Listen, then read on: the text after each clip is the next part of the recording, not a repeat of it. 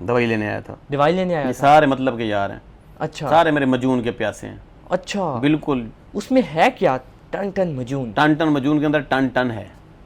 थोड़ा एक्सप्लेन करेंगे वो क्या काम पुश्ता करती हैं? टन टन डालता हूँ उसके अंदर। अच्छा, यस। उसकी प्राइस कितनी है? प्राइस बहुत महंगा है, कोई नहीं ले सकता। कितनी से स्टार्ट होती है? 50,000 से स्टार्ट होती है। अच्छा, Yes. टन टन, जी। उससे कम है ही नहीं। 2.5 से 3-5 लाख तक अगर की कोई जाती है। गरीब आ जाता है, वो कहता है यार 10-1,000 है, ये कोई दे दे हकीम उसको मैं दवाई देता नहीं, ये तो फिर उसको अच्छा, वापस भेज देते हैं। आपके पास भी लेवल है? मैं एक मयार है, मेरा एक ब्रांड है भाई। अच्छा, मैं महंगा हूँ। महंगे हैं। हाँ।